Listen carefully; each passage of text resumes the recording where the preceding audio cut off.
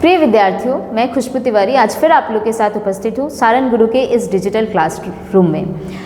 तो आप सबको पता है कि ये सत्र फिर से शुरू हुआ है और मैं आशा करती हूँ कि यह सत्र आपके लिए फिर से ज्ञान और सफलता लेकर आएगा।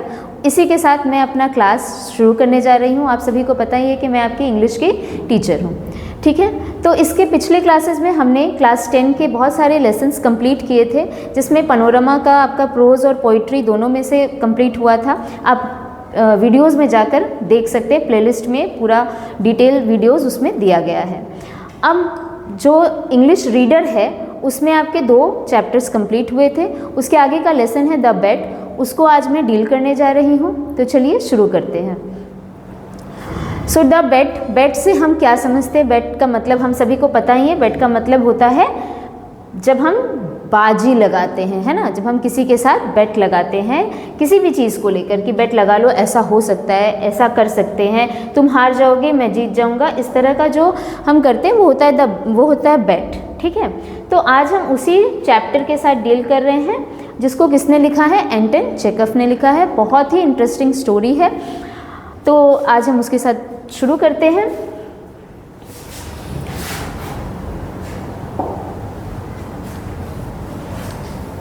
सो कौन है एंटन चेखव? आप यहाँ देख सकते हैं उनकी तस्वीर मैंने यहाँ लगा कर रखी है। He is an renowned Russian play right and short story writer. कहाँ को बिलोंग करते थे? रशिया को बिलोंग करते थे। Master of modern short stories को लिखते हैं ये। Known for his focus on human psychology, हमारी मानसिकता को, ह्यूमन के जो साइकोलॉजी है उसके साथ ही डील करते हैं। Work often reflects the complexities of Russian society. किस चीज़ के को दर्शाते हैं ये? रशियन सोसाइटी में जो जिस तरह की जो जटिलताएं हैं उस पर ये काम करते हैं। और उसी से रिलेटेड ये जो आपका जो चैप्टर है द बेट, उसमें उन्होंने इस चीज़ को दर्शाया है। तो देखते हैं क्या बता रहे हैं स्टोरी के बारे में। So the bet centers on a heated debate about capital punishment।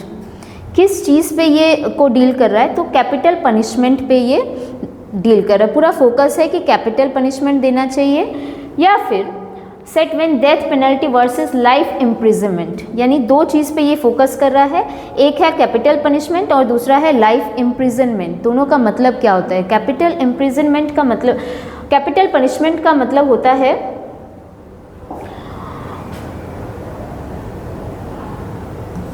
Capital punishment, इसका मतलब होता है आपका फांसी, ठीक है। इसका मतलब क्या होता है? फांसी। और लाइफ इम्प्रिजनमेंट का मतलब क्या होता है? आजीवन कारावास, मतलब जो सज़ा मिलती है और उसके बाद वो इंसान क्या हो जाता है? तो रिहा हो जाता है। Was firstly argued the story unfolds a philosophical clash between a wealthy banker and a young idealistic lawyer over which punishment is truly human.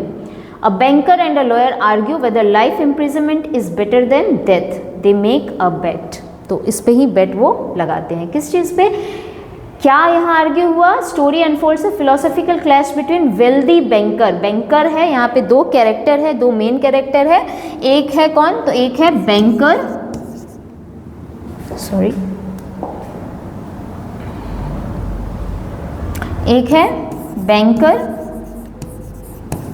और दूसरा है लॉयर, ठीक है। पूरी स्टोरी हम इसके बाद वाले क्लास में पढ़ेंगे। यहाँ पे एक हम ओवरव्यू ले रहे हैं कि स्टोरी आखिर डील किससे कर रही है। सो बेट लगता है 2 लोगों के बीच में, किसमें? बैंकर और लॉयर में। बैंकर कौन है? एक वेल्दी पर्सन है। वेल्दी मतलब क्या होता है? एक रिच पर्सन है, ठीक है। Between a wealthy banker and a young idealistic lawyer. और लॉयर कैसा है? लॉयर मतलब आपको पता ही है कौन होता है लॉयर? जो कहाँ जाकर कोर्ट में जाकर जो दलीलें देता है वो कौन होता है? तो लॉयर ही होता है, ठीक है। तो वो लॉयर कैसा लॉयर है? वो लॉयर है आइडियलिस्टिक, ठीक है। विच पनिशमेंट इज ट्रूली ह्यूमन। उसके अकॉर्डिंग जो पनिशमेंट है वो ट्रूली क्या है? वो एक ह्यूमन यानी दयावान, काइंड होना चाहिए। मतलब ऐसा नहीं है कि किसी को भी फांसी की सज़ा दे दी जाए। किसके अकॉर्डिंग? तो लॉयर के अकॉर्डिंग। और बैंकर का सोच थोड़ा अलग है। तो ये वही स्टोरी है। A banker and a lawyer argue whether life imprisonment is better than death. इन दोनों में आर्ग्यूमेंट होता है और दोनों क्या आर्ग्यू करते हैं कि क्या चीज़ बेटर है, लाइफ इम्प्रिजनमेंट यानी आजीवन कारावास या फिर डेथ फांसी की सजा यानी कैपिटल पनिशमेंट। ठीक है, और उसी पे इन लोग क्या लगाते हैं, तो एक छोटी सी बाजी लगती है दोनों के बीच में। तो इसी को आज हम पढ़ेंगे। ठीक है, आगे बढ़ते हैं।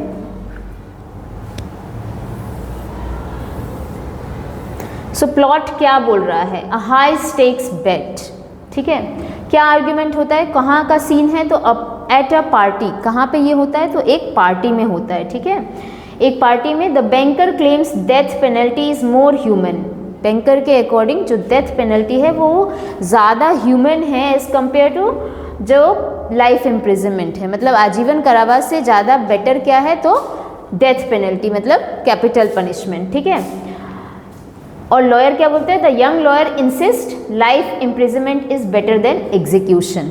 ठीक है, वेजर है the banker bets 2 million roubles. क्या बेट किस चीज़, कितने रुपए का लगाता है, ये रूबल्स जो है रशियन करेंसी है। ठीक है, the banker bets 2 million roubles that the lawyer can not endure solitary confinement for 15 years. Solitary confinement का मतलब क्या होता है, सॉलिटरी का मतलब होता है एकांत, अकेले। ठीक है, अकेले उसको 15 साल बिताना है एक रूम में। सॉलिटरी कन्फाइनमेंट यानी एक कारावास में, एक रूम में अकेले उसको 15 ईयर्स बिताना है। इन दोनों बैंकर और लॉयर के बीच में यही बेट लगता है। ठीक है, और कितने पैसे देगा वो उसको 15 ईयर्स के बाद, 2 मिलियन रूबल्स वो उसको देगा। ठीक है, ईयर 0 to 15 कन्फाइनमेंट, जैसे कि मैंने आपको बताया कितने ईयर्स, अभी जिस दिन से वो शुरू करेगा वो होगा 0 और 15 साल तक उस कन्फाइनमेंट में, उस कारावास में उसको रहना है। The lawyer voluntarily locks himself in a lodge in the banker's garden.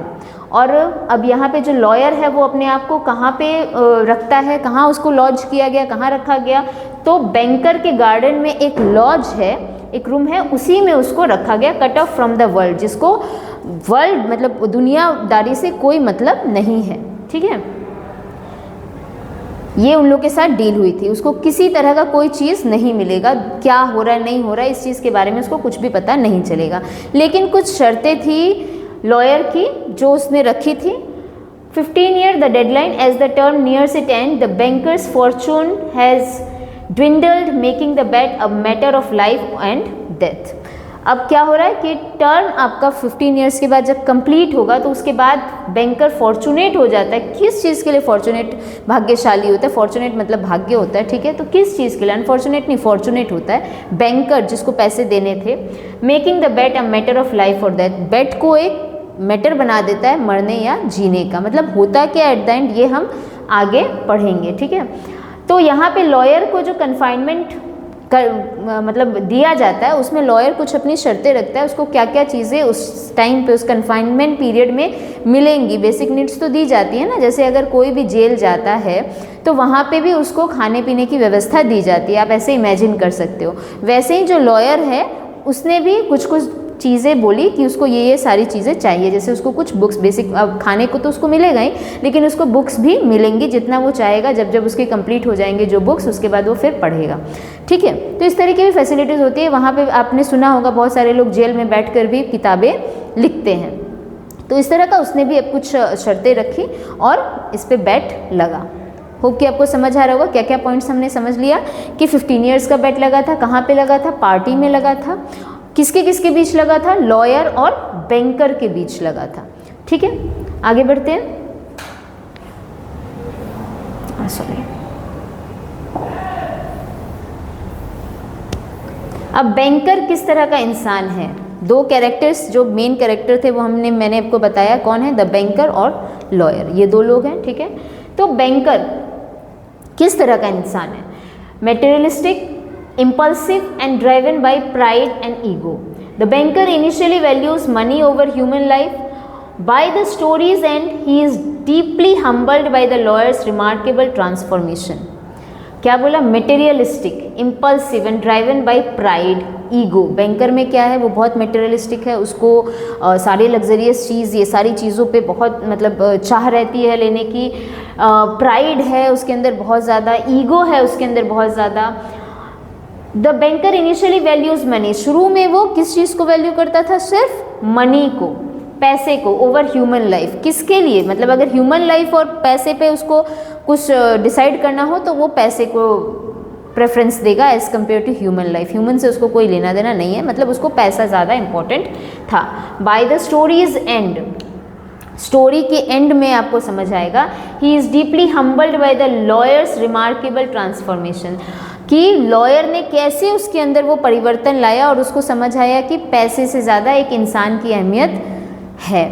ठीक है, पैसा ही सब कुछ नहीं है, इंसान की अहमियत पैसे से ज़्यादा है। और ये चेंज कौन लाया उसके अंदर, तो उसके अंदर ये चेंज लाया, लेकर आए कौन, तो जो लॉयर, जिसके दोनों के बीच में बेट लगी थी ना, जो 15 साल उसके कन्फाइनमेंट में था, कौन था उसके कन्फाइनमेंट में, लॉयर था।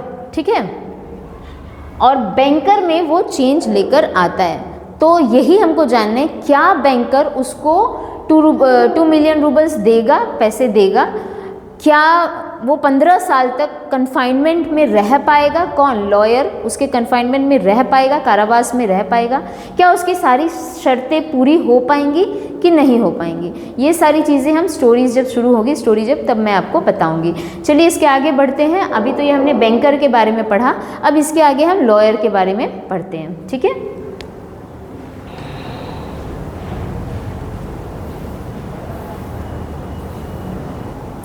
तो देखते हैं दूसरा जो द लॉयर है उसका कैरेक्टर किस तरह का है। अभी हमने बैंकर के बारे में समझ ही लिया कि बैंकर क्या था, तो पैसों के पीछे ज़्यादा भाग रहा था, मटेरियलिस्टिक चीज़ों के पीछे जा रहा था। लेकिन लॉयर ठीक उसके ऑपोजिट हो गया। स्टार्टिंग में इन द बिगिनिंग आप देखोगे कि हाँ, उसने पैसे 2 मिलियन रूबल के लिए बेट लगाया और अपने आप को सॉलिट्यूड किया, मतलब अकेले रहा कन्फाइनमेंट में। किसके कन्फाइनमेंट में, तो बैंकर के। ठीक है, लेकिन उसके बाद क्या होता है, किस टाइप का कैरेक्टर है लॉयर का वो देखते हैं।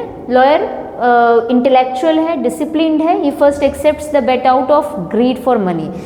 स्टार्टिंग में वो पैसों के लालच में ये बेट लगाता है, हालांकि वो क्या है, वो इंटेलेक्चुअल है, बुद्धिमान है, ठीक है, डिसिप्लिन्ड है, अनुशासित है, लेकिन पैसे के लिए वो बेट लगाता है। Years of solitude spark a profound spiritual transformation, and in the end he rejects worldly wealth, entirely choosing wisdom and inner freedom instead। तो जब वो 15 साल तक सॉलिट्यूड रहता है, एकांतवास में रहता है, मतलब कन्फाइनमेंट में रहता है, तो उसके अंदर एक स्पिरिचुअल बदलाव आता है और फिर वो क्या करता है, वो पैसों को छोड़ देता है। And in the and he rejects worldly wealth entirely, मतलब वो जो पैसा जिस चीज़ के लिए वो बेट लगाया था उस चीज़ को पूरी तरह से छोड़ देता है और किस चीज़ को चूज़ करता है, तो बुद्धिमत्ता को और इनर फ्रीडम को। ठीक है, हमारा जो फ्रीडम है वो बहुत इंपॉर्टेंट है, तो ये इनर फ्रीडम को चूज़ करता है इंस्टीड ऑफ वेल्थ। क्लियर, हमने बैंकर को देखा, बैंकर भी स्टार्टिंग में बहुत ज़्यादा मटेरियलिस्टिक था, लेकिन लॉयर ने उसके अंदर ट्रांसफॉर्मेशन लाया और बाद में उसको भी ये चीज़ रियलाइज़ हुई। ठीक है, और लॉयर भी बिगिनिंग में पैसों के लिए वो ग्रीड में, मतलब उसने क्या किया, बेट लगा दिया $2 मिलियन के लिए, रूबल्स के लिए, लेकिन एंड में क्या होता है, एंड में उसके अंदर बदलाव आता है, एक अच्छा परिवर्तन आता है, स्पिरिचुअल परिवर्तन आता है, और वो किस चीज़ को चूज़ करता है, विजडम और इनर फ्रीडम को, ना कि पैसों को। ठीक है, ये 2 मेन कैरेक्टर्स है कौन से चैप्टर में, द बेट में, जिसको किसने लिखा है, एंटन चेखोव ने लिखा है। ठीक है, अब आगे बढ़ते हैं। सॉरी, अब थीम क्या है इसका, की थीम्स एंड मॉरल क्या है, वैल्यू ऑफ लाइफ, क्या चीज़ इंपॉर्टेंट है, तो इम्पॉर्टेंट है लाइफ, जीवन हमारे लिए ज़्यादा इम्पॉर्टेंट है। आपने पढ़ा कि दोनों किस चीज़ को वैल्यू दे रहा है, ठीक है, लेकिन दोनों में डिबेट होता है और उसके साथ साथ ही बात में क्या लग जाती है, तो दोनों में बेट लग जाती है। जैसे बात में एक दूसरे से हम बेट लगा लेते हैं, बेट लगा लो, ऐसा हो सकता है, नहीं हो सकता है, लेकिन यहाँ जो बेट लगती है बहुत ज़्यादा सीरियस होती है और इस बेट में क्या होता है, तो 15 ईयर्स उसको कन्फाइनमेंट में रहना पड़ता है, किसको, लॉयर को, वकील को। ठीक है, तो क्या है इसका थीम, वैल्यू ऑफ लाइफ, आपको लाइफ का वैल्यू क्या होता है ये समझना पड़ेगा, ठीक है। उसके बाद मैटर वर्सेस स्पिरिट, क्या है मैटर, और विजडम इन सॉलिट्यूड, कब उसको बुद्धि आती है, सॉलिट्यूड जब होता है, एकांत में जब वो जाता है। सॉलिट्यूड का मतलब मैंने आपको क्या बताया, एकांत, ठीक है, लोनलीनेस, अकेले रहना। क्या है value for of life, true worth of human existence outweighs any material treasure और वर्ल्डली गेन। क्या बोला, true worth of human existence, human का होना, कब वो वर्थफुल होगा, कब वो वर्दी होगा, आउटवेज एनी मटेरियल ट्रेजर और वर्ल्डली गेन, किसी भी तरह से वो मटेरियल ट्रेजर या वर्ल्डली गेन नहीं है। इंसान बहुत ज़्यादा अहमियत रखता है, इंसान की ज़िंदगी बहुत ज़्यादा अहमियत रखती है, ना कि पैसों की। इंसान पैसे कमा सकता है लेकिन पैसा इंसान नहीं कमा सकते, मतलब पैसे से किसी भी इंसान को हम तोल नहीं सकते। मान लो आप बहुत ही अमीर हो, लेकिन अगर आपको कोई बीमारी हो जाती है और आपके पास बहुत पैसे हैं, फिर भी वो क्या होता है, अगर वो नहीं ट्रीटमेंट सही से होगा तो वो इंसान मर ही जाता है, ठीक है। तो पैसा इंपॉर्टेंट नहीं है, लाइफ इंपॉर्टेंट है। Next, matter versus spirit, materialism tempts but spiritually reveals what truly sustains and fulfils the soul. Materialism tempt करता है हमको, अपनी तरफ खींचता है, क्या चीज़, जो लग्जरियस थिंग्स है, जो बाहरी दुनिया में जो चकाचौंध की दुनिया है, वो हमें अपनी तरफ बहुत खींचती है। लेकिन जब हमें स्पिरिचुअल तरीके से जब हम अपने अंदर की चीज़ों को समझ जाते हैं, तो फिर वो सारी जो बाहरी आधुनिक चीज़ें, बाहरी जो आपका चकाचौंध जो है, वो सब हमें कोई किसी तरह का कोई भी अपने ओर खींचने में असमर्थ रहता है, जब हम स्पिरिचुअली एकदम अपने सोल को कंट्रोल में ले आते हैं। जैसे कि आप किसी भी साधु महात्मा को देखते होगे, उनको किसी भी तरह के मटेरियलिस्टिक थिंग से कोई भी लेना देना नहीं रहता है, बहुत ही सादा जीवन वो जीते हैं। तो वही चीज़ है कि जब स्पिरिचुअली आप अपने आप को सस्टेन कर दोगे, आपका सोल फुलफिल मतलब कंटेंट हो जाएगा, सेटिस्फाइड हो जाएगा, तो उसको फिर किसी भी चीज़ की ज़रूरत नहीं पड़ेगी। ये भी आपको ये चैप्टर सिखाता है। देन विजडम इन सॉलिट्यूड, कब उसको विजडम मिलता है, बुद्धि कब आती है उसको। Worldly pleasure fade quickly, world मतलब जो प्लेजर हमें बाहर दिख रहा है, बाहर की जो खुशी है, जो बाहरी जो खुशी है, वो बहुत जल्दी क्या हो जाती है, फेड हो जाती है, मतलब वो रहती नहीं है, बहुत दिन तक टिकती नहीं है। पैसा क्या है, पैसा क्या आपके पास हमेशा रहेगा, अगर आप कमाना छोड़ दोगे तो नहीं। While quite reflection and solitude ये लास्टिंग विजडम, लेकिन क्या यहाँ दर्शा रहे कि जब आप सॉलिट्यूड में रहते हो, आप पढ़ रहे हो, आप अपने अंदर की आत्मा को समझ रहे हो, आप समझ रहे हो कि ये बाहरी जो चकाचौंध की दुनिया है ये बहुत ज़्यादा इम्पॉर्टेंट नहीं है, तब आप समझ जाते हो कि इसकी हमें कोई बहुत ज़्यादा ज़रूरत नहीं है। तो उस सॉलिट्यूड में, उस एकांत में आपको अपने अंदर की जो सोल आपको जो कह रहा है, आपकी आत्मा जो आपको कह रही है, उसको हम समझ जाते हैं और हम बाहरी प्लेजरमेंट से क्या हो जाते हैं, दूरी बना लेते हैं, ठीक है।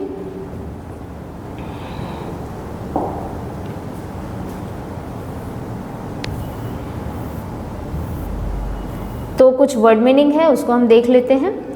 क्या है, बेट, बेट का मतलब मैंने आपको बताया शर्त, जो बाजी लगती है, ठीक है, जो शर्त लगती है वो है अ वेजर, ठीक है। क्या है ये, शर्त, उसका मतलब। देन बैंकर, बैंकर कौन है, one who owns manages a bank, ठीक है, जो बैंक को मैनेज करता है, यानी जो बैंक में काम करते हैं उनको बैंकर कहा जाता है। लॉयर कौन है, वन हु प्रैक्टिसेस लॉ, जो मैंने आपको बताया, जो क्या करता है, लॉ प्रैक्टिस करता है, यानी वकील। सॉलिट्यूड यानी बीइंग अलोन, एकांत। इम्प्रिजनमेंट का मतलब बीइंग केप्ट इन प्रिजन, यानी कारावास में रहना। विजडम यानी गुड जजमेंट, बुद्धिमत्ता, मैंने आपको बताया। ग्रीड यानी स्ट्रॉन्ग डिजायर फॉर मोर, यानी लालच। और वेल्थ का मतलब क्या होता है, धन। होप कि आपको समझ आया, जो मैंने आपको बाजी से बताया कि हाँ बाजी लगाना यानी शर्त लगाना, ठीक है, शर्त लगा लो, ऐसा नहीं होगा, ऐसा होगा। तो इसका आप एक स्क्रीनशॉट ले सकते हो, ये आपके लिए बहुत ही हेल्पफुल रहेगा। आगे देखते हैं। फिर यहाँ पे कुछ इंग्लिश टू इंग्लिश मीनिंग दिया हुआ है, जैसे कैपिटल पनिशमेंट के बारे में बताया। कैपिटल पनिशमेंट मैंने आपको बताया डेथ पेनल्टी, यानी फांसी की जो सजा होती है वो होता है। कन्फाइनमेंट मतलब being kept in restricted space, ठीक है, जैसे कि किसको रखा गया, लॉयर को रिस्ट्रिक्टेड स्पेस में रखा गया, यानी किसके लॉज में था वो, तो बैंकर के लॉज में, गार्डन एरिया में जो लॉज था वहाँ पे उसको रखा गया था, यानी एक रिस्ट्रिक्टेड स्पेस था, जगह थी, वहाँ पे उसको रखा गया था। कॉन्विटियसनेस का मतलब स्ट्रॉन्ग डिज़ायर फॉर वेल्थ, जिसको पैसे की बहुत ज़्यादा क्या होती है, लालच होता है। और रिनाउंसिएशन का मतलब the formal rejection of something, मतलब जिस चीज़ के लिए आप फॉर्मली कह देते हो नहीं मुझे ये चीज़ चाहिए नहीं, ये होता है इन सब का मतलब। आगे बढ़ते हैं, तो क्या की नोट्स है आपके इस चैप्टर में वो हम देख लेते हैं। To live anyhow is better than not at all, मतलब किसी भी तरह से जीने से अच्छा है कि हम जिए ही ना, ये एक आपका कोटेशन है इसमें। Then I despise your books, I despise wisdom and the blessing of this world, एक ये कोटेशन आपको मिलेगा। And it is all worthless, fleeting, illusory and deceptive like a mirage. Mirage का मतलब क्या होता है, जो ऐसा लगता है कि वो चीज़ हेमरिक तृष्णा जो होती है, जिसमें लगता है कि हाँ वो चीज़, वो पानी का जो कुआं है वो वहाँ पे है, लेकिन वहाँ ऐसा कुछ होता नहीं है। तो ये सारे कोटेशंस आपको जब मैं आपको चैप्टर्स पढ़ाऊँगी तो वहाँ पे आपको मिलेंगे।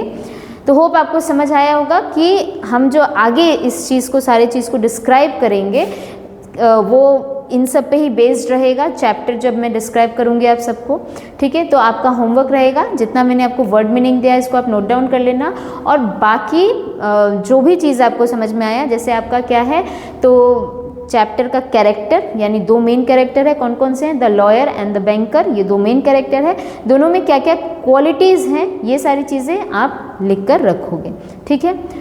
Hope you all have understood the lesson, thank you, meet you soon.